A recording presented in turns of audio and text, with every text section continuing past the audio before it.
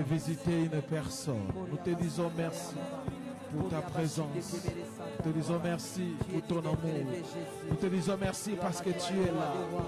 Ta présence, elle nous suffit. Ta présence, elle nous rassure. Ta présence, elle nous fait du bien. Merci parce que tu es là. Tu te déploies au milieu de ton assemblée. Tu te déploies parmi nous ce soir. Merci pour ta présence. Labra sheke rebo sandaraba. Lebro sandaraba shikaraba sanda. Agis encore ce soir. Touche encore de vie, Seigneur. Transforme encore une personne. Adonai, nous avons besoin de toi. Adonai, nous avons soif de toi. Adonai, nous n'avons que toi ce soir. Glorifie le Christ. Glorifie Jésus parmi nous. Glorifie le Christ en nous. Adonai, merci pour ta présence. Merci pour ta présence. Merci pour ta présence. Nous bénissons ta présence en ces lieux. Nous acclamons ta présence en ces lieux.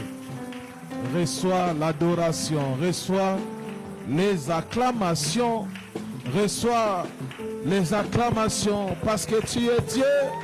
Il n'y a point comme toi, il n'y en a pas deux semblable à toi. Adonai, nous t'élevons. Adonai, nous te célébrons. Adonai, nous te rendons grâce. Merci parce que tu es là. Ta présence nous suffit. Ta présence nous rassure. Ta présence nous fait du bien. Merci Seigneur pour ces 3 jours. Tu as envoyé ton serviteur de très loin pour changer l'histoire d'une famille. Merci pour cette première journée. Que toute la gloire et l'honneur te reviennent à toi seul. Dans les noms de Jésus, nous avons prié. Nous disons merci Seigneur Jésus-Christ. Merci Seigneur Jésus-Christ. Gloire et louange à toi Seigneur Jésus-Christ. Gloire et louange à toi Seigneur Jésus-Christ. Est-ce que nous pouvons donner une offrande d'acclamation? La maman qui pousse des cris de joie, est-ce qu'elle est là aujourd'hui? Gloire à Jésus. Gloire au Seigneur. Gloire au Seigneur. Gloire à Jésus. Amen. Est-ce que tu peux saluer la personne qui est à côté de toi en lui souhaitant la bienvenue? La bienvenue à ces 3 jours merveilleux que le Seigneur nous donne. Est-ce que tu peux le faire avec sourire? Alléluia. Gloire à Jésus. Gloire à Jésus. Amen. Amen. Alléluia. Amen. Est-ce que nous sommes dans la joie? Amen. Amen. Bien-aimés, malgré les circonstances, nous bénissons le Seigneur et les violents dans le Seigneur sont là parce que Jésus passe avant tout. Dites Amen. Dites Amen. Et je crois au plus profond de moi-même que le Seigneur va te visiter pendant ces 3 jours. Amen. Hein?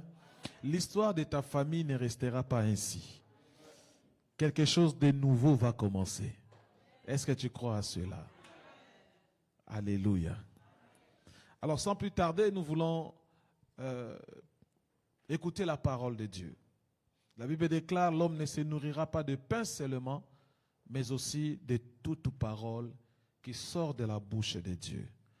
Alléluia. Et ce soir, le Seigneur s'est choisi une bouche, un messager qui va parler de sa part. Dites Amen. Alors le messager est déjà là. Nous allons acclamer le Seigneur pour sa vie. Et sans plus tarder, nous appelons l'apôtre Timothée Kabasele.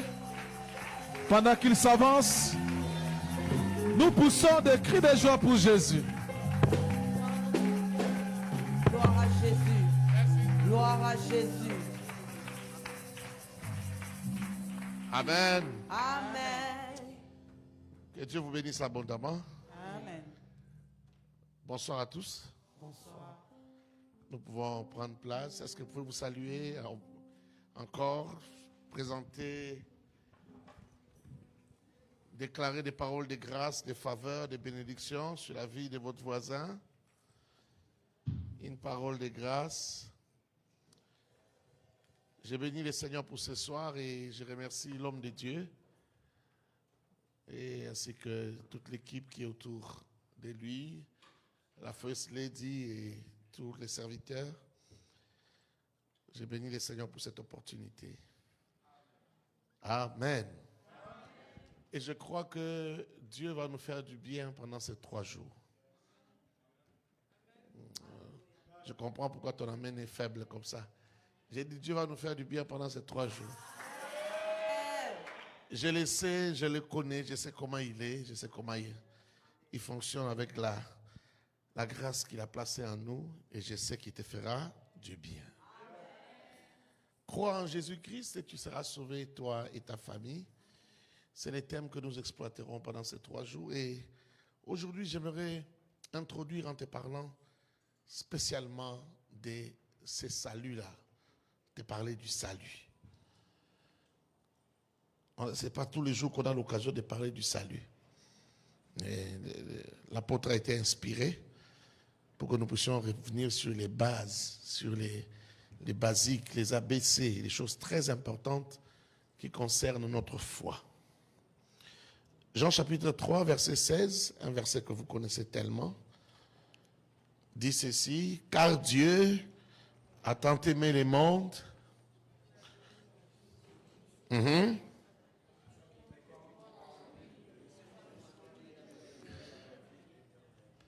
Ah, vous lisez là?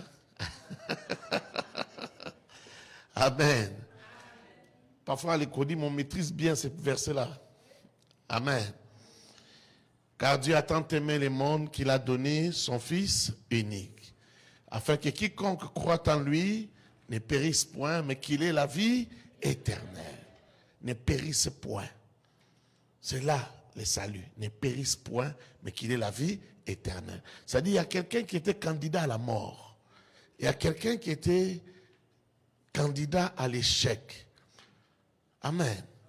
La mort se trouve être l'échec ultime, les niveaux les plus hauts des échecs, les niveaux les plus hauts de la médiocrité, les niveaux les plus hauts de la maladie, les niveaux, les summum, les niveaux les plus hauts, c'est la mort. Et tous nous étions candidats à la mort. Et la Bible dit, c'est parce que Dieu a tant aimé le monde, c'est-à-dire il a aimé l'humanité. On ne parle pas des arbres quand on dit le monde là-bas. On ne parle pas des océans, des sables de la mer. Non, quand on parle du monde ici, on parle des humains, on parle de l'humanité. Dieu a tellement aimé, il a tellement aimé. Qu'est-ce qu'il a fait? Il a donné son Fils. Il a donné Jésus. Afin que tu ne meurs pas, que je ne meure pas. Mais écoute ce que la Bible dit. Dans Romains chapitre 3, verset 23, la Bible dit, car tous ont péché et sont privés de la gloire de Dieu. Il n'y a pas un homme sur la terre. Si Jésus n'était pas venu, si Dieu n'avait pas donné Jésus, il n'y a pas quelqu'un qui peut se sauver lui-même. Pour la simple raison que tous ont péché et sont privés de la gloire de Dieu. Depuis que Adam et Ève sont tombés, nous sommes concernés. Parce que nous sommes tous descendants d'Adam et d'Ève. Nous avons les sangs, les génétiques d'Adam. Le fait seulement d'être descendant d'Adam, tu es un pécheur, c'est fini. Et tu ne peux pas être sauvé. Est-ce que nous sommes ensemble? Est-ce que nous sommes ensemble? Et Romains 6, 23 continue en disant, le salaire du péché, c'est la mort. Il n'y a pas une autre possibilité. Le salaire du péché, c'est la mort. Qui dira, je n'ai pas péché? Qui dira, je n'ai jamais péché? Qui? Tu as été conçu dans l'iniquité. Tu as été conçu dans les péchés. Le péché habite en toi. On ne t'a pas appris à mentir. Tu mens naturellement. Est-ce qu'il y a quelqu'un à qui on a appris à mentir ici? Donc tu mens naturellement. Regarde même avec les enfants à la maison. Il a 2 ans, il a 3 ans. Tu as pris les bonbons? Qui lui a appris à mentir? Personne. C'est dans sa chair. Il a un corps adamique. Le fait seulement d'avoir un corps adamique, tu es pécheur. Car tous sont péchés et sont privés de la gloire de Dieu. Le salaire du péché, c'est la mort. Donc, même l'enfant qui vient de naître est déjà candidat à la mort. Et quand je parle de la mort ici, je ne parle pas seulement de la mort physique. Il y a tout dedans, la mort jusqu'à la mort spirituelle. Il n'y a personne qui est prêt à être sauvé si Dieu ne fait rien. Voilà pourquoi quand Dieu envoie même Moïse, il est prévu un sacrifice pour la rémission des péchés. Mais ce sacrifice-là est un sacrifice qui doit être perpétuel. Parce qu'on tue un animal aujourd'hui pour la rémission de tes péchés, demain tu pécheras encore. Et il faudra encore tuer un autre animal. Dieu a prévu que ce soit ainsi, sinon il n'y aura point de salut. Il n'y aura pas de salut pour quiconque. Est-ce que je parle à quelqu'un? Est-ce que je parle à quelqu'un? Et il y a un mystère dans ces choses, c'est que déjà laisse-moi te dire que l'iniquité lui-même c'est un mystère. Le mystère de l'iniquité, le péché c'est un grand mystère. Il est très difficile, je peux te dire en vrac, mais je ne peux pas te dire en détail exactement, lorsque tu viens de pécher, quelles sont les conséquences qui vont découler de ton péché. Je ne sais pas si je parle à quelqu'un. Même en tant qu'enfant de Dieu, le péché est un mystère. Le péché est un grand danger. Je parle à quelqu'un? Il y a des gens qui viennent à l'église, qui prient le nom du Seigneur, qui adorent, qui acclament. Certains iront en enfer. Vous savez ça? Certains iront en enfer. Pourquoi ils iront en enfer? Parce qu'ils vont tomber dans les pièges de l'iniquité. Lorsque nous péchons, celui qui est à côté de toi a péché. Toi aussi tu as péché. Mais quel est le péché qui va te faire traverser la frontière? Je parle à quelqu'un? Il y a des gens, vous serez surpris de voir certaines personnes au paradis.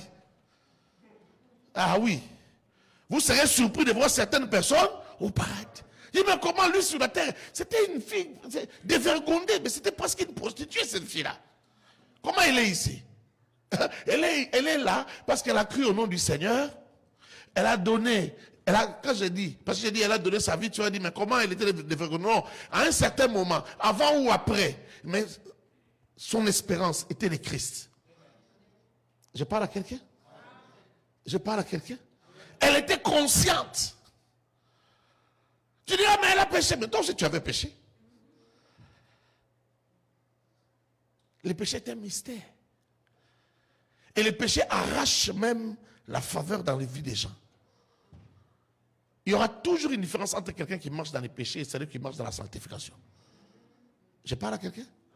Il y aura toujours une différence.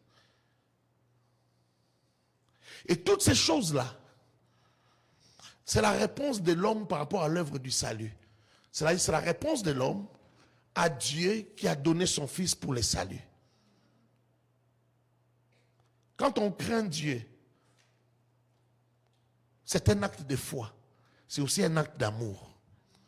Lorsque Dieu demande à Abraham de lui donner son fils Isaac, il donne son fils, c'est-à-dire il prend le couteau, il veut tuer l'enfant. Qu'est-ce que Dieu dit? Non, arrête. J'ai vu aujourd'hui que tu me crains. J'ai vu aujourd'hui que tu me crains. On peut remplacer ça par j'ai vu aujourd'hui que tu crois en moi. On peut aussi remplacer cela par j'ai vu aujourd'hui que tu m'aimes. Je parle à quelqu'un? La foi, l'amour, la crainte, ça marche ensemble. Si tu crois en Dieu, tu vas les craindre. Si tu crois que Jésus a pris ta place à la croix, tu vas les craindre. Laisse-moi te parler un peu de la substitution, parce que c'est ça qui s'est passé. C'est-à-dire que c'est toi qui étais condamnable, mais quelqu'un a pris ta place de condamné. Il a subi la sanction à ta place, afin que toi tu restes sans péché. C'est ça le mystère du salut. Quelqu'un a pris ta place à la croix. Et ce qui est bizarre avec nous qui sommes dans cette génération, c'est qu'il a fait avant que tu puisses même naître.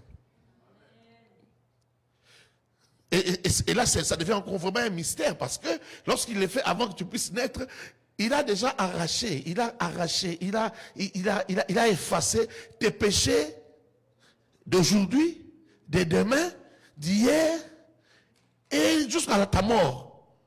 Mais est-ce que ça veut dire que tu peux pécher comme tu veux? Non.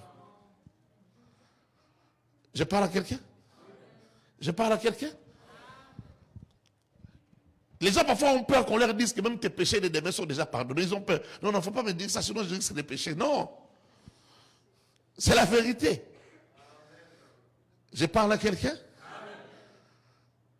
C'est la vérité. Il a pris. Il a pris. Vous savez, lorsque on te dit que quelque chose t'appartient, il ne suffit pas de savoir. Il y a toujours des actes de foi qu'il faut poser. Il y a l'attitude. Il y a le fait que parfois, même quand on te dit que ça t'appartient, il faut te déplacer pour prendre. C'est pas ici que j'ai donné un exemple comme ça la fois passée, avec une bouteille d'eau. C'était ici, non? Il faut te déplacer pour prendre. Parce qu'il y a des choses, on peut dire, c'est à toi. Si toi-même tu ne fais pas un effort d'en jouir, tu n'en jouiras pas. C'est la même chose avec le salut. Ça a déjà été accompli à la croix. Mais tu dois vivre cela. Et dans ce salut-là se trouve aussi le pouvoir de ne pas pécher. Je ne sais pas si vous comprenez. Il y a des gens qui sont esclaves du péché parce qu'ils ont laissé leur corps à l'abandon de la chair, de Satan, sous le pouvoir du péché. Il y a des gens qui n'ont jamais connu la vraie conversion. Moi, j'ai connu la conversion dans ma vie. Mais parfois, quand je pose des questions aux gens, j'ai comme l'impression que très peu de gens ont vécu vraiment ce que c'est la conversion. Quelqu'un ne peut pas dire non, bon, moi je ne connais pas des jours que je me suis converti, j'ai toujours été dans le Seigneur. Même si tu es fils de pasteur, tu es né dans l'église, tu vas connaître les jours que tu es sauvé. Moi je connais les jours que je suis sauvé. J'ai grandi dedans, fils d'anciens, de pasteurs. Mais les jours que j'ai été sauvé, je les connais. Je parle à quelqu'un? Les jours que j'ai été sauvé, je les connais. Je prêchais déjà, j'exhortais déjà. Ah oui. À 12 ans déjà, j'exhortais dans la chorale, on me donnait la parole, je prêchais. Mais c'est à 16 ans que j'ai donné ma vie à Jésus. C'est à 16 ans que j'ai mis du sérieux. Et ces jours-là, le Seigneur m'a visité. On était en train de prier avec beaucoup de gens. On était en prière la nuit. J'ai été saisi. Je commence. Mais plusieurs fois, dans des croisades, j'avais fait la prière d'acceptation. Mais ça ne marchait que 2 jours. C'est-à-dire, au fond de moi-même, je sentais que pendant 2 jours, je suis bien. Mais après, je retourne dans mes anciennes habitudes. Vous comprenez? C'est-à-dire, je veux vivre le salut, mais le salut n'est pas arrivé. J'ai fait la prière, mais ce n'est pas arrivé. Et il y a des gens qui sont encore à ce stade-là. Mais comme ils viennent à l'église tous les jours, ils pensent qu'ils sont sauvés. Tu n'es pas sauvé. Moi, j'étais comme ça, j'étais très actif et j'allais faire l'évangélisation. On allait aussi faire l'évangélisation pour gagner les âmes. Comment tu vas gagner les âmes? Toi-même, tu n'es pas gagné. Amen. On allait avec les sœurs et les frères. Pendant les vacances, je quitte même notre église, je vais dans une autre église, je vais à l'église KDC. Là-bas aussi, je suis ouvrier, je fais l'évangélisation. Et pendant la croisade, quand les gens viennent à la croisade, là où on va sensibiliser, moi-même, je reçois encore. Mais ça ne marche pas. Je parle à quelqu'un? Ça ne marche pas. Mais un jour, à 16 ans, à genoux, en train de prier, je commence à pleurer. Je voyais toute ma vie défiler devant moi. J'ai pleuré. Je lui parlais. J'ai dit, Seigneur, je te donne ma vie. Et les paroles que je disais ne venaient pas de moi. C'est comme si on me mettait les paroles sur ma bouche. Mais je n'ai jamais oublié les paroles que j'ai dit ce jour-là. Seigneur, je te donne ma vie. Je ferai tout ce que tu me diras. J'irai partout où tu m'emmèneras. Je ne voulais pas devenir pasteur. Je ne croyais pas en ça. Je ne le voulais pas. On m'avait déjà prophétisé, mais je n'en voulais pas. Mais les choses que je disais, c'était comme si j'avais accepté de faire ça. J'irai partout où tu m'enverras. Je prêcherai la bonne nouvelle. Je parlerai de toi. À toutes les races, je parlerai de toi. Je ferai ce que tu voudras. Si tu veux que je me marie, je me marierai. Si tu refuses que je me marie, je ne me marierai pas. Comment je peux dire des choses comme ça?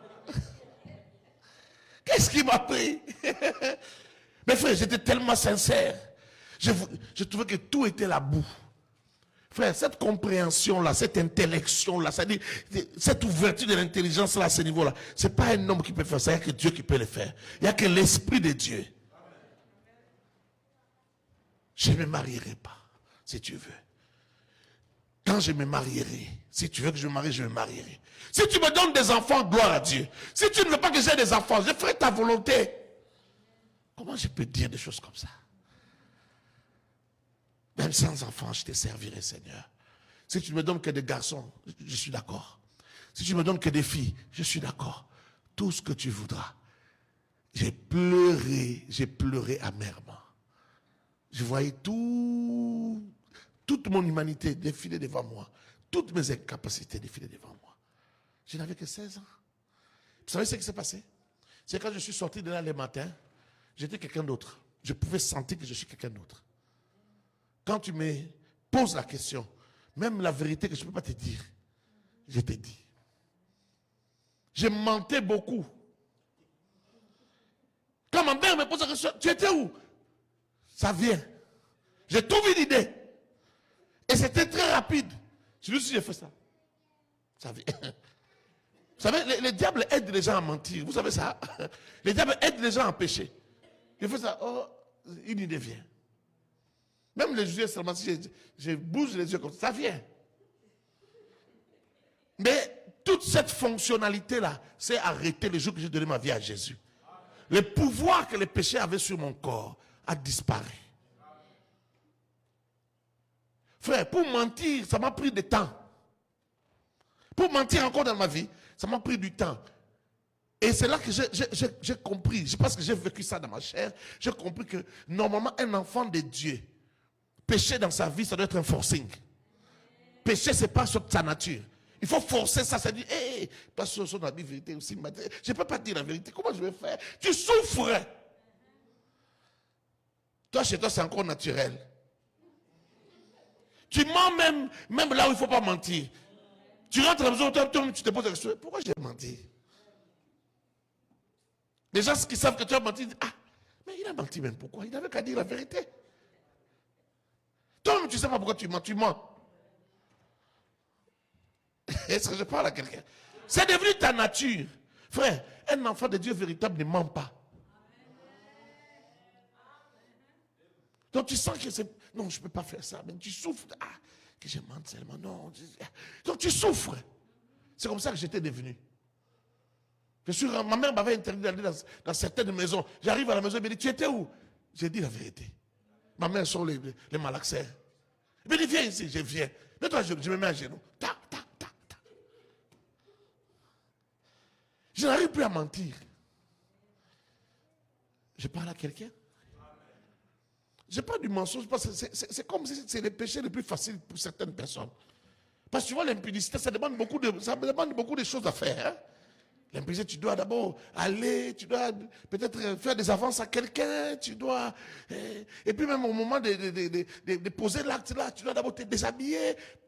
Vous êtes des menteurs, les gens qui disent, oh non, je n'ai pas compris. Tu n'as pas compris quoi? Moi aussi, je n'ai pas compris. Tu n'as pas compris. Tout le temps que tu déboutonnais ta chemise là, tu n'as pas compris. Arrête de nous mentir. Tu as bien, vous savez, quand on est déjà dans le Seigneur, hein, c'est-à-dire l'esprit va commencer à te rappeler. Non, ne fais pas ça, ne fais pas ça. Toi aussi tu résides, non, je vais faire. Tu te bats, n'est-ce pas? J'ai pris que Dieu te rappelle mon visage quand tu vas vouloir faire quelque chose. Que tu te rappelles de ces moments. Mais tu vois, ça, tu te rappelles, mais pendant 10 minutes, tu te bats, tu vas à contre-courant. L'esprit dit non, toi tu vas, non, je dois le faire. Je ne peux pas supporter. Tu te mens toi-même, non, je ne saurais pas supporter. Tu sauras supporter. Je parle à quelqu'un? Les saluts. Les saluts. Si le salaire du péché, c'est la mort. C'est vrai que les saluts, là, les saluts, c'est Jésus. C'est son œuvre à la croix. Et avec ça, tu peux tout faire. Tu peux réussir dans tes affaires. Tu peux réussir dans la destinée de ta famille. Ta famille peut réussir. La conversion de ta famille est possible. Est-ce que je parle à quelqu'un? La transformation des cœurs. Parce que là où il y a le salut, la transformation des cœurs doit arriver. Les menteurs, non, laisse-moi parler du jaloux, de l'envieux. Celui qui a un mauvais cœur, il doit se transformer. Il doit avoir un cœur nouveau, un cœur qui aime. Aujourd'hui, l'église du Seigneur est remplie de gens qui ont des titres. Ils sont des diacres, ils sont des anciens, ils sont des bergers, ils sont des pasteurs, ils sont même des apôtres, des bishops, des archibishops, mais remplis d'animosité, remplis de cœurs méchants. Comment toi tu prêches la parole aux gens et tu as un cœur méchant? Et tu ne sais même pas que ça c'est de la méchanceté. Tu ne sais même pas que j'ai laissé la frontière très loin. Là où je suis arrivé, là, c'est vraiment la méchanceté. Toi, tu as dépassé le niveau de quelqu'un qui garde un secret, quelque chose de bien, hein, qui garde une bonne nouvelle. Vous comprenez ce que je veux dire? Les Congolais, vous êtes maîtres en ça, surtout à l'étranger. Tu peux aller même, je ne sais pas, à la mairie où tu apprends une bonne nouvelle. Tu apprends que non, si tu viens, tu déposes tel dossier, tu auras ceci, tel avantage, tel avantage. Tu viens, tu pries même dimanche, alléluia. Mais tu ne dis pas à ton voisin que voilà ce qu'il y a là-bas. N'est-ce pas? Maintenant, toi, tu dépasses même ces niveaux-là. Tu dépasses ces niveaux-là. Tu arrives au niveau où tu poses des actes de méchanceté. Je vais lui faire ceci. Je vais lui faire telle chose. Je vais sortir avec sa femme. Je vais faire ceci. Et tu fais ça, tu ne considères pas que c'est un péché, que c'est de la méchanceté. Mais c'est trop grave. Vous savez, il y a des péchés pour lesquels Dieu lui-même était étonné, il s'est fâché. Regarde ce que Dieu dit à David. L'homme selon son cœur. Mais le jour qu'il prend la femme d'autrui, Bathsheba, et qu'il fait tuer son mari parce qu'il enviait la femme d'autrui, écoute ce que Dieu lui dit. Dieu lui dit, si tu m'avais demandé des femmes, n'est-ce pas? D'abord, souviens-toi que tu étais derrière les animaux. J'ai fait de toi roi d'Israël. Et tu as autant de femmes que tu veux. Et si tu voulais avoir encore plus de femmes, je t'en aurais donné. Ah, Dieu, tu es gentil avec David, hein? Il dit, je ferai quoi? Je t'aurais donné. Mais David a déjà plusieurs femmes. Le nombre, on ne connaît pas, mais il en a plusieurs. En dehors des femmes, il a aussi des maîtresses. Et tout ça sous l'autorisation du Seigneur. Parce que le jour que David subit un coup d'état par son propre fils Absalom, il le fuit, son fils vient prendre les maîtresses qui sont restées. Parce qu'il est parti avec les femmes, il a laissé les maîtresses. Son fils vient coucher avec ces maîtresses-là en plein air. Tout ça, c'était la punition. C'était une parole du prophète qui avait dit, c'est que toi tu as fait, tu as pris la femme d'autrui, on te le fera aussi. Mais on te le fera en public. Est-ce que je parle à quelqu'un? C'est écrit dans ta Bible. Et c'est son propre fils qui lui fait ça. Quelle abomination. Mais regarde. Dieu lui dit, tu n'aurais pas dû faire ça. Tu as fait un grand mal. Dieu est choqué. La femme est tombée enceinte. On attend l'arrivée de l'enfant. Mais quand l'enfant vient au monde, Dieu dit, non, cet enfant ne peut pas vivre. Dieu tue cet enfant. Mais avant que l'enfant ne meure, David fait les jeûnes. Il roule par terre, dans les sacs, dans les cendres. Mais Dieu refuse de l'exaucer. Dieu est choqué par les péchés de David. Dis à ton voisin, il y a péché et péché. Il y a des péchés, même Dieu s'étonne. Mais comment tu es arrivé jusqu'à ce niveau-là de méchanceté? Mais on trouve ça dans l'église. On trouve ça dans l'église. Pourtant, regarde par exemple même ce péché-là de David. Il avait tout le temps de réfléchir, de s'arrêter. Tu es en train de marcher sur le toit de ta maison. Tu vois une femme qui se lève, qui se lave là-bas. Quand tu as vu une fois, tu peux te détourner, non? Ça, tu as regardé encore. Et puis tu as regardé encore. Et puis tu restes en train de regarder. Vrai ou faux? S'il n'avait pas fait ça, il n'aurait pas arrivé jusque là-bas. Vous comprenez, non? Il est resté en train de regarder. Parce qu'il a pris le temps de constater que non, la femme est trop belle. Oh, cette femme. Au lieu même de s'arrêter, il va poser la question, c'est la femme de qui? Imagine la scène. Comment il a fait pour demander c'est la femme de qui? Donc il a appelé même un garde-corps. Viens un peu. La femme. Tu vois, est-ce que tu as bien localisé l'endroit là? Ça peut être la maison de qui là-bas? Donc c'est la femme de qui? Peut-être même que le premier garde n'a pas bien reconnu. Parce qu'il a peur du maître. Tu vois, il te pose une telle question. Et puis il te fait voir les choses que tu ne veux pas voir. Tu fais venir le deuxième, le troisième. Comment vous ne savez pas? Comment vous n'êtes pas au courant? Quel genre de renseignements ça? Je dois savoir c'est la femme de qui. Oh, c'est parce que tu as envié la femme d'autrui. Ok, allez, monsieur, cette femme. J'aimerais lui parler. Tout ce temps-là, tu ne t'es pas arrêté. Tu sais pourquoi tu ne t'es pas arrêté? Parce que le péché a un pouvoir sur toi. Et la seule solution, c'est le salut. Il faut que le salut entre dans ta vie. Il faut que le pouvoir du salut entre dans ta vie et se manifeste dans ta vie. Que tu vives ce que j'étais en train de dire tout à l'heure. C'est-à-dire, le péché n'a plus de pouvoir sur toi. Et cela n'arrive que quand le Saint-Esprit, c'est-à-dire tu reçois le Seigneur, le Saint-Esprit s'installe en toi. Qu'est-ce que Jésus a dit? Si vous gardez mon commandement, moi et le Père nous viendrons et nous ferons notre demeure en vous. Et c'est le Saint-Esprit qui opère maintenant. Il est en vous. Quand le Saint-Esprit entre en vous, qu'est-ce qui se passe? Vous êtes tripartite, vous êtes corps, âme et esprit.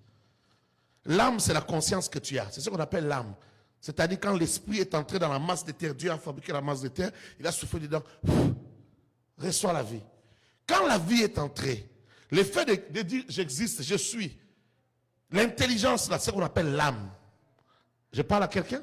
Les sièges des émotions, des pensées, des connaissances, c'est ce qu'on appelle l'âme. Le corps, c'est ça, ton extérieur, ce qu'on voit là. Quand tu meurs, on va enterrer ça. Parce que l'esprit est sorti. Et l'esprit, c'est le véritable toi. L'esprit, c'est le véritable toi. C'est-à-dire, c'est la partie de Dieu, c'est la portion de Dieu qu'il a placée dans un corps, dans la masse de terre. Cet esprit-là, c'est ça le véritable toi. Mais lorsque l'esprit de Dieu entre en toi, qu'est-ce qui se passe? L'esprit de Dieu, lorsqu'il entre en toi, il fortifie ton esprit. Il fait que ton esprit s'élève au-dessus de la chair et au-dessus de l'âme. Parce que la chair a ses besoins. Et l'âme aussi, ton âme aussi a ses besoins. Ton âme aussi est faible. Ton âme a des besoins du genre, il faut qu'on me regarde, il faut qu'on me voie, il faut qu'on m'aime. Pourquoi on me répond comme ça? Pourquoi je sens que ce professeur ici m'aime beaucoup, il me regarde souvent. Tout ça là, c'est ce qu'on appelle les désirs de l'âme. Mais il y a aussi les désirs de la chair. Tu veux pécher pour te sentir bien. Je parle à quelqu'un? Maintenant, lorsque le Saint-Esprit vient habiter en toi, il donne à ton esprit la supériorité sur le corps et sur l'âme.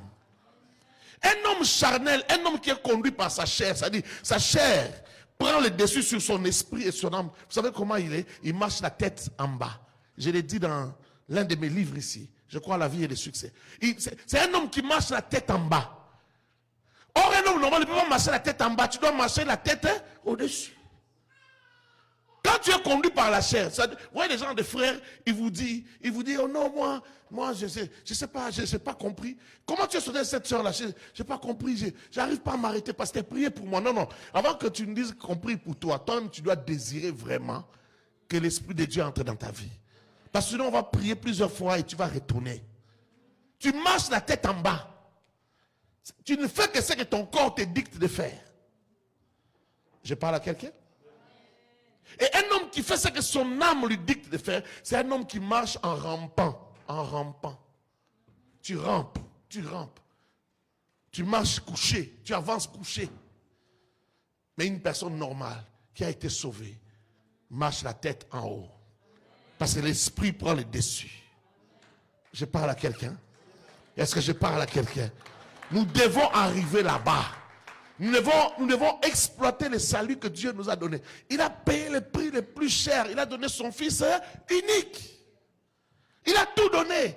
Pourquoi tu ne peux pas être sauvé alors qu'il a tout donné? Il y a aussi des gens qui ont été sauvés, qui étaient spirituels, qui marchaient selon l'esprit, mais qui rentrent dans la vie de la chair.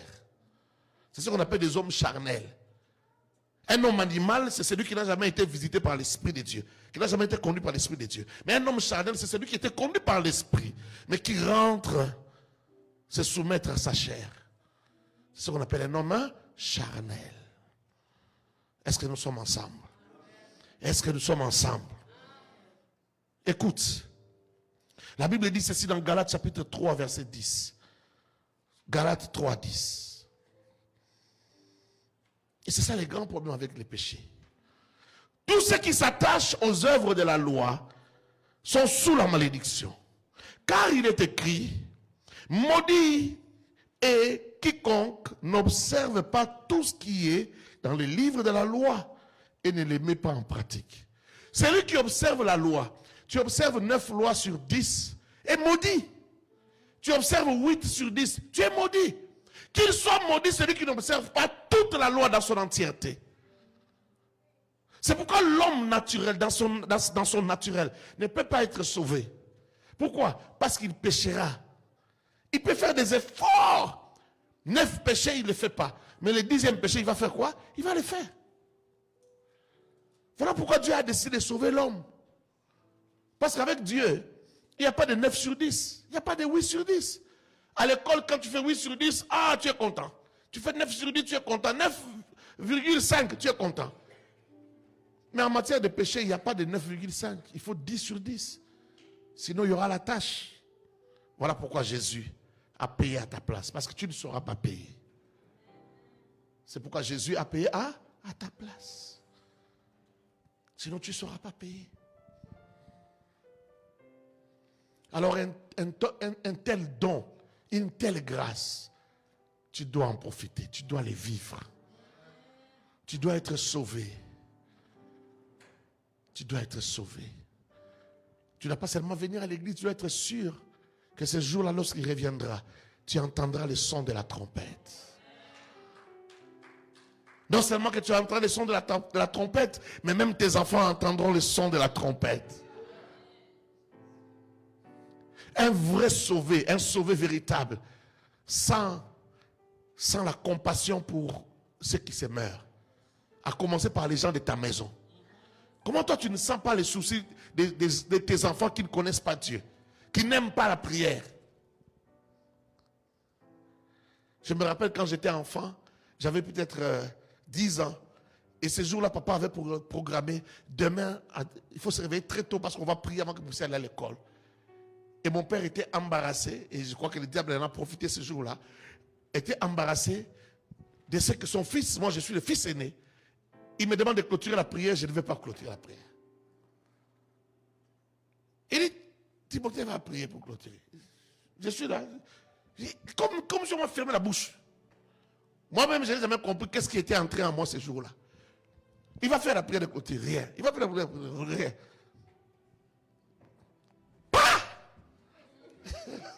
On m'a giflé en pleine prière. Bon, je comprends son souci. Mais seulement il a utilisé des armes non conventionnelles. Dans ce genre de problème, il ne faut pas gifler. Et comme le diable n'était pas loin, quand il m'a giflé, j'ai saigné. La seule fois où mon père m'a frappé, j'ai saigné, c'était ce jour-là. Les sangs sont sortis de mes narines et puis c'est tombé sur l'uniforme. Ma mère est venue l'attraper. Non, laisse, Emmanuel, laisse. Je ne sais même pas si on avait encore clôturé ce jour-là. Le diable nous a eu. Il nous a piégés, il nous a eu.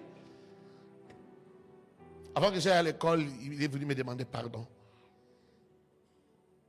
Mais je suis devenu parent moi-même, je peux comprendre les soucis qu'il avait. Je peux comprendre les soucis qu'il avait. Mon fils, jusqu'à 7 ans, je crois qu'il s'est posé des questions si les choses qu'on lui dit là sur Jésus, c'est vraiment ça. Parce que je sentais qu'il avait un certain bout là.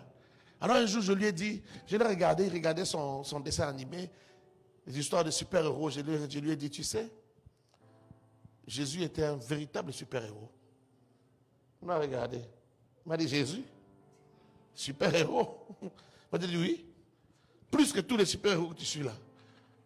Il me dit, bon, flash, lui, il va vite. Celui-là, il devient la glace. Celui-ci fait ceci, il souffle. Jésus lui fait quoi? Moi aussi, j'ai cherché, j'ai dit, Colo. J'ai dit, Jésus, il ressuscite les morts.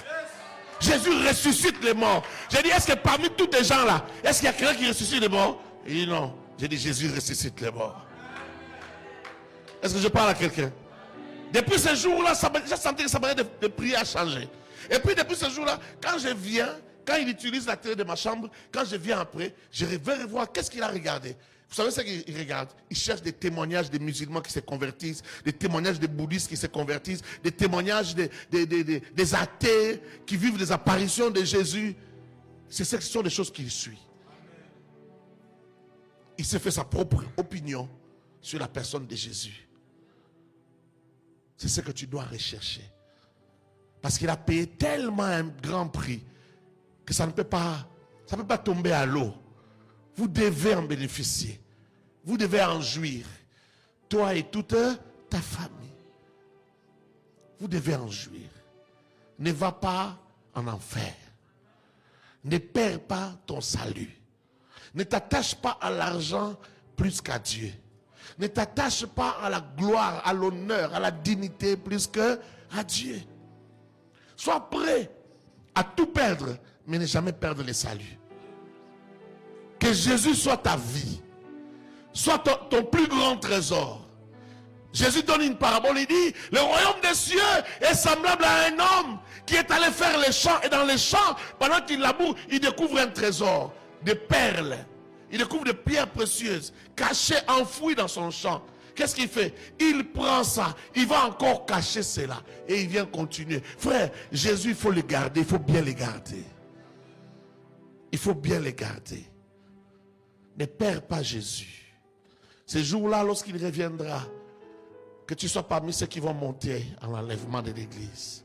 Que tu sois capable d'entendre les sons de la trompette. Que tu sois capable d'entendre les signaux donnés et d'entendre la voix de l'archange. Il y aura ces trois choses-là ce jour-là. On sera, je ne sais pas où, peut-être en train de conduire, peut-être à la maison, peut-être en train de dormir. La Bible dit qu'il viendra comme le voleur la nuit. Mais nous savons tous qu'aujourd'hui, nous savons qu'à certains endroits de la terre, il sera la nuit, mais à d'autres endroits, ça sera le jour. À cause du décalage horaire. Mais où que tu sois, même si tu es à Singapour, ce jour-là, ne rate pas le voyage, l'embarquement immédiat. Ne rate pas.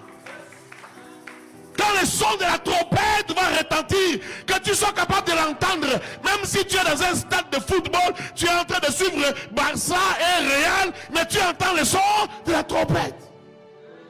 Alléluia. Frère, nous autres, nous sommes devenus des pasteurs, pas parce que pas à cause de l'activisme, nous sommes devenus pasteurs à cause de l'espérance, à cause de l'amour de cet homme qui est entré dans nos vies. L'homme de Galilée, l'homme de la croix, l'homme qui accorde l'immortalité, l'homme qui donne la vie en abondance.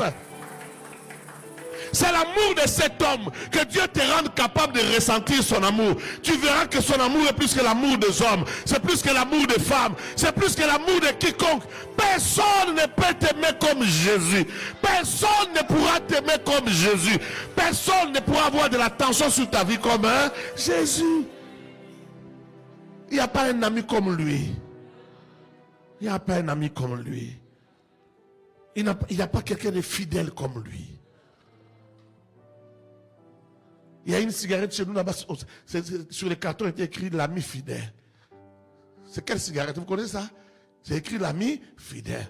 Non, l'ami fidèle c'est Jésus. Il est plus fidèle que ton mari. Il est plus fidèle que ta femme. Il est plus fidèle que tout le monde. Il est plus fidèle que tous. Il sera toujours là. Parfois il y a des jours où je me surprends, je me réveille le matin, je sens comme si j'étais en train de prier pendant que je dormais. C'est l'ami fidèle. Il peut te visiter même quand tu dors. Tu te réveilles, tu te sens rempli du Saint-Esprit comme si tu avais passé toute une journée de prière. Et pourtant tu dormais. Mais dans ta prière, tu étais en train de parler en langue toute la nuit. Ça m'est déjà arrivé plusieurs fois. Ça m'est déjà arrivé aussi. Je prie bien avant de dormir. Je dors. À un moment, je sens quelqu'un qui vient et qui s'assoit sur le lit. Je suis en train de dormir, mais je sens que la mousse descend. Je sens que quelqu'un s'est assis. Je n'ai pas la force de me réveiller, de le regarder. Mais je sais que c'est lui. Et quand je me réveille, je me sens autrement. Je me sens autrement. Il te donnera la preuve qu'il est là. Quelqu'un, un homme peut manquer l'argent.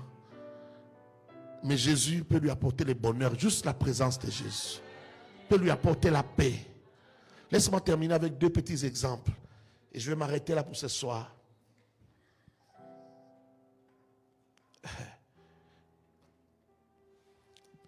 Une femme, dans les années 1900, au début des années 1900, en Amérique ici, c'était une femme d'une église protestante et elle priait Dieu. Toute sa vie, elle a prié Dieu. Sans jamais avoir vu des manifestations que parfois vous voyez, des gens qui parlent en langue, des guérisons. Elle n'a jamais vu ça. Elle sait que c'est écrit, mais elle a juste la foi en Dieu. Et un jour, elle est tombée malade. Elle était tellement malade. Et elle a prié Jésus. Elle a dit, Seigneur, comment j'ai l'impression que je suis seul? Comme si tu m'as abandonné. Pendant que je suis malade, tu m'as abandonné. Moi, je t'ai servi toutes ces années. J'ai toujours été à l'église. Regarde, ça fait quelques semaines que je ne vais plus à l'église. Ça ne te dit rien, ça ne te fait rien. Alors elle dit, je vais faire une prière. Voici ma prière, Seigneur. Je vais faire un effort de descendre, d'aller jusqu'au parc là-bas en bas. Et je vais marcher dans les sables. J'aimerais que tu me donnes un signe. Moi, je sais, selon la parole que j'ai reçue, dans les chansons que nous chantons à l'église, que là où nous sommes incapables, toi tu nous portes. Là où nous ne pouvons pas marcher, toi tu fais quoi? Tu nous portes. Alors j'aimerais que quand... Non, elle disait, tu nous as dit que tu nous accompagnes, tu ne nous laisses jamais. Tu es toujours avec nous. Alors j'aimerais quand je vais marcher dans les sables là, quand je vais marcher et que je vais revenir, que je voie 4 pas. Vous comprenez? Que je voie les traces de 4 pas. Pour que je sache que réellement je ne suis pas seul. Et elle est descendue, elle a marché dans les parcs, elle a tourné. Et à sa grande surprise, lorsqu'elle est rentrée, c'est comme si sa prière n'était pas exaucée. Il n'y avait que les pas de ses chaussures. Il n'y avait pas les autres pas. Alors, elle est montée, triste, en train de pleurer dans sa chambre. Seigneur, tu vois, je suis seul. Je t'ai dit, si tu es là, que je voie tes pas. Je suis seul. Pendant qu'elle pleurait, dans sa chambre, à genoux, elle entend une voix audible pour la première fois dans sa vie, qui lui dit ceci. Écoute, tu n'as vu que 2 pas. Tu n'as pas bien regardé. Tu n'as vu que 2 pas. Pas parce que toi tu as marché. Parce qu'en réalité, ce sont mes pas. Toi, je te porte. Depuis tout ce temps, c'est moi qui te porte. C'est moi qui te porte. C'est moi qui te porte. Est-ce que je parle à quelqu'un? Laisse-moi te parler encore de Jésus par cette dernière histoire. Un jour, dans un village, un homme qui n'était pas chrétien, mais qui, dans ce village, il cohabitait les musulmans, les chrétiens, et les athées, les animistes. Et chaque matin, quand il allait travailler, il passait devant une église. Il se sentait attiré par l'église. Il y avait des cultes matinaux, il se sent toujours attiré. Alors un jour, il a dit, je ne suis pas chrétien, mais chaque fois que je passe ici, je me sens attiré. Il faut qu'un jour j'entre. Et il est entré. C'était vers la fin du culte. Il est entré, il s'est assis derrière. Il a dit, Jésus, est-ce que tu existes? Je suis venu seulement te dire, est-ce que tu existes? Si tu existes, fais-moi comprendre que tu existes vraiment. Parce que je me sens toujours attiré par ces lieux. Le lendemain, il est arrivé là. Il n'arrivait pas à passer. Il est entré encore. Il dit, Jésus, je suis venu te saluer. Je suis venu te saluer. Si tu existes, fais-moi savoir que tu existes. Il est parti. Et tous les jours de sa vie, il faisait ça. Il entrait, il reste quelques minutes, il dit, je suis venu te saluer. Chaque jour, il faisait ça. C'était sur son chemin. Ça a pris des années. Et un jour, il a fait un accident de circulation. Il avait les jambes cassées. Il est même entré dans le coma. Il est ressorti du coma. Et il est sur son lit de l'hôpital, son lit des malades. Et il se rappelle, il dit, mais moi j'allais voir quelqu'un chaque fois. C'est à cette heure ici que souvent je passais là-bas et j'allais les saluer. Mais pourquoi lui, il m'a abandonné? Alors il a prié. Il a dit, Jésus, si tu existes, fais-moi savoir. Tu n'as pas constaté que depuis un moment, je ne passe pas te saluer. Je ne passe pas te saluer. Alors si tu existes, si tu es vraiment vrai, toi le Dieu des chrétiens, alors fais-toi voir. Que je sache que celui que je viens saluer là existe. Et un jour, à la même heure, il voit quelqu'un qui ouvre la chambre. Il entre. Il vient. Il s'assoit à côté de son lit. Il s'assoit là. Il dit, c'est moi, Jésus. Je suis venu parce que ça fait longtemps que tu n'es pas passé me saluer. C'est l'heure à laquelle tu viens souvent me saluer. Moi aussi, je suis venu te saluer. Alors quand il veut comprendre, Jésus a disparu. Il s'est dit, est-ce que c'est vrai? Est-ce que j'ai entendu ou j'ai rêvé? Alors il a oublié qu'il était malade, il se lève, il va vite à la porte, il vient regarder dans le couloir si réellement quelqu'un était entré là. Et après il se rend compte, oh je marche. Je marche. Il essaie, je marche. Oh c'est vraiment Jésus, je suis guéri. Il appelle le médecin, il dit docteur venez voir, Jésus est venu me saluer, je peux marcher maintenant. Je suis guéri, je peux aller à la maison. Mon ami Jésus est passé par ici.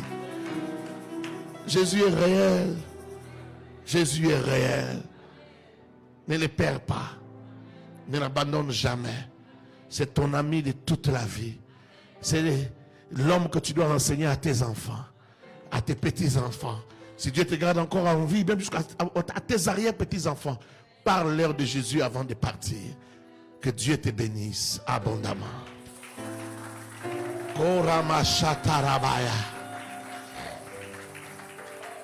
Alléluia. Lève-toi, on va prier pendant 2 minutes.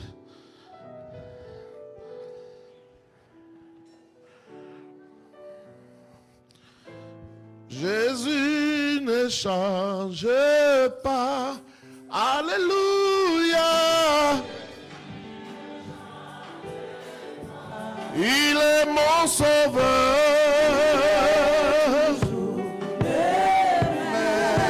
Alléluia. Jésus ne change pas.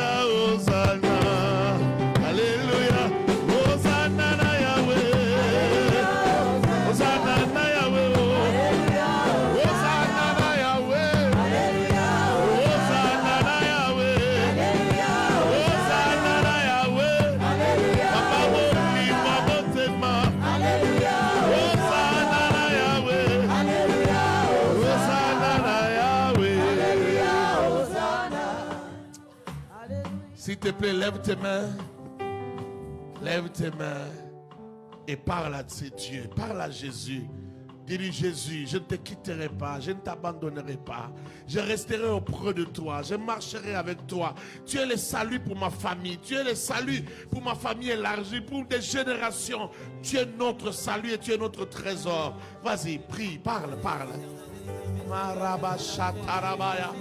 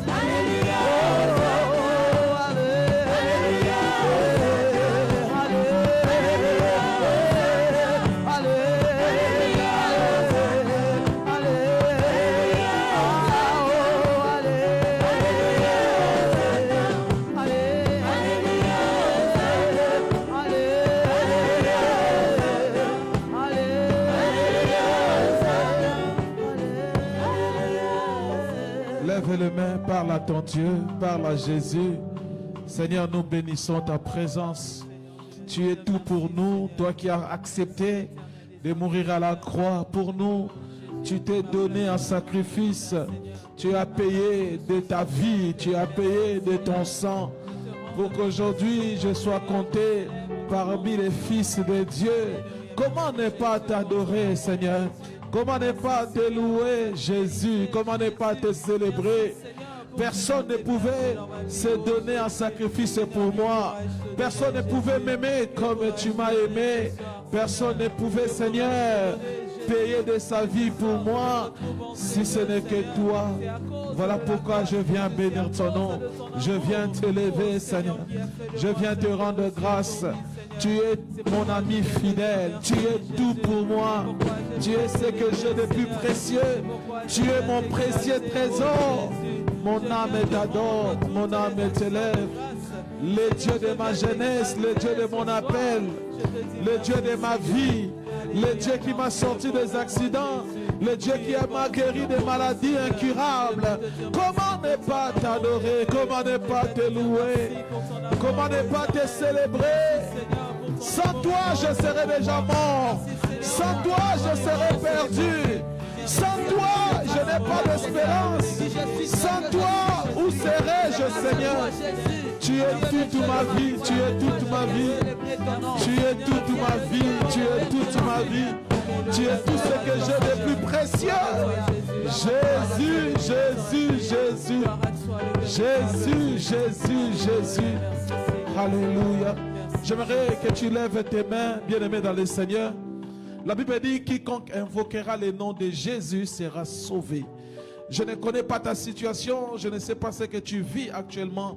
Peut-être tu es venu ce soir avec une maladie, tu es venu ce soir avec une situation, tu es venu ce soir avec un problème qui te surpasse, qui te dépasse. Il est écrit, quiconque invoquera son nom sera sauvé. J'aimerais que tu lèves tes mains et que tu invoques son nom, que tu cries son nom, que tu demandes son secours, que tu demandes son assistanat, que le Seigneur vienne à ton aide, qu'il vienne à ton secours, qu'il te transporte comme pour cette dame, que le Seigneur te transporte dans ta situation, dans ta maladie, dans ton problème, dans ton dossier à l'immigration, que le Seigneur te transporte. Élève ta voix, commence à crier le nom de Jésus, commence à parler à Jésus, commence à demander Jésus. Oh Rabasada Rabashikaraba. Jésus, Jésus, Jésus. Jésus, Jésus, Jésus. Jésus, Jésus, Jésus. Je n'ai que toi, Seigneur. Je n'ai que toi, l'homme de Galilée. Je n'ai que toi. Oh, que le cet homme de Jésus. Alléluia. Oh, que le cet homme de Jésus. Alléluia. Oh, que le cet homme de Jésus. Alléluia. Oh, pour cet immense bonheur. Alléluia. Oh, que tu as mis dans mon cœur. Alléluia. Voilà pourquoi je te chante. Alléluia. Oh, je chante avec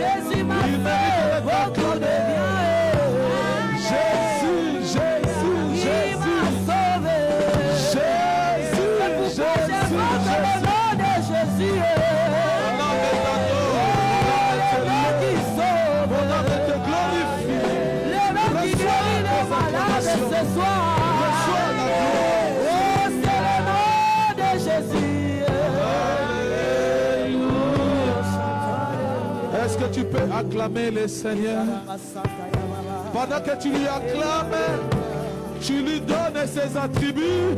Pendant que tu l'acclames, dis-lui qu'il est le roi des rois. Dis-lui qu'il est le Seigneur des seigneurs. Dis-lui qu'il est le Saint d'Israël. Il est le pain de vie. La parole est faite chair. Le Dieu des temps et des circonstances. Le bon berger. L'étoile brillante du matin. Est-ce que nous pouvons acclamer Jésus? Est-ce que nous pouvons acclamer Jésus? Le seul et l'unique, le véritable. Jésus est son nom. Jésus est son nom. Jésus est son nom. Est-ce qu'on peut donner une ovation à Jésus? À Jésus. Gloire à Jésus. Jésus. Jésus. Jésus. L'avocat qui n'a jamais échoué un procès, c'est Jésus. Jésus. Merci Seigneur. Merci pour ta présence. Merci toi qui nous transportes. Merci toi qui nous aimes. Le monde ne nous aime pas. L'homme ne peut pas nous aimer comme toi tu nous aimes. Merci pour ta présence. Alléluia. Merci Seigneur. Amen. Amen. Alléluia. Nous voulons donner à Dieu, nous voulons donner à Jésus. Nous voulons également manifester notre amour. Voilà pourquoi nous allons préparer nos offrandes. Nous demandons au protocole de nous aider avec les enveloppes. Si tu as besoin d'une enveloppe, le protocole va te le remettre. Nous voulons prier le Seigneur avant de lui donner ce que nous lui avons réservé.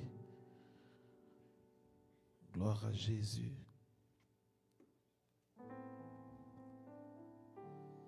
J'aimerais qu'on reste même dans le thème des cantiques.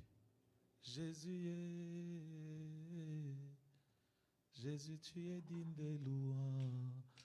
On va d'abord prier. Seigneur, nous bénissons ton nom, nous te rendons grâce. Ce soir, nous voulons te donner une offrande d'amour. L'amour que tu nous as d'abord donné en donnant ta vie. Bénis cet argent que nous voulons apporter dans ta maison. Et que cela puisse servir à l'avancement de ton œuvre. Merci pour ce temps merveilleux que tu nous accordes d'être dans ta présence. C'est avec joie que nous voulons te le donner sous les pas de la louange au nom de Jésus. Amen. Gloire à Jésus. Jésus est.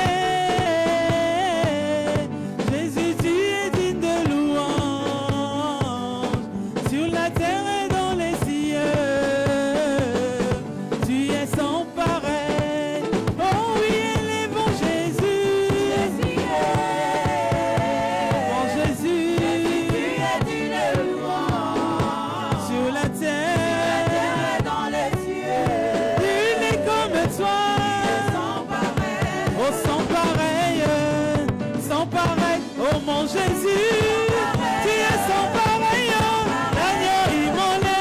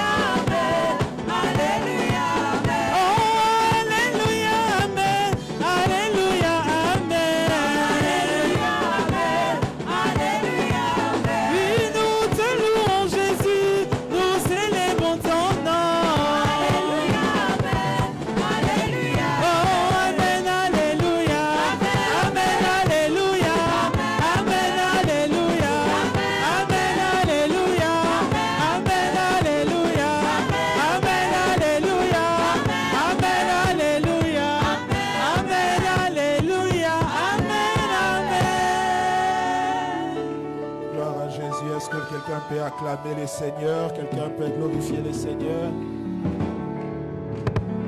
Amen. Alléluia. Oui, bienvenue le Seigneur. Nous sommes rendus à la fin de cette première journée de notre conférence. Nous rappelons rapidement les annonces.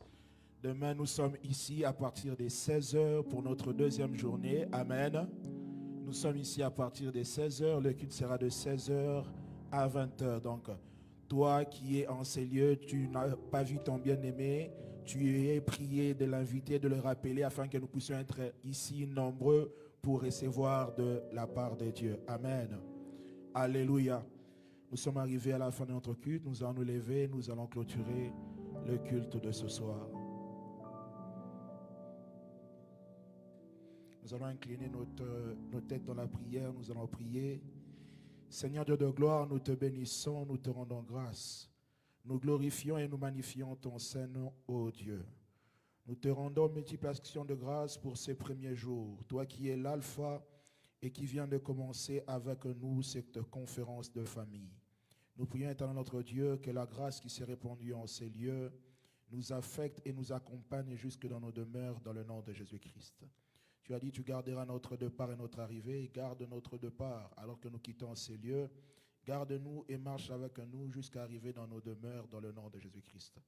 Qu'il s'éloigne de nous toutes sortes de bêtes féroces, que cette bête féroce s'appelle accident routier ou tracasserie policière ou autre. Que cela soit loin de notre chemin dans le nom de Jésus-Christ. Que tous nous puissions être gardés, préservés au moyen de ton sang précieux. C'est dans le beau et précieux nom de Jésus-Christ que nous avons ainsi prié. Nous disons merci Seigneur Jésus-Christ. Amen. Rentrons dans la paix du Seigneur.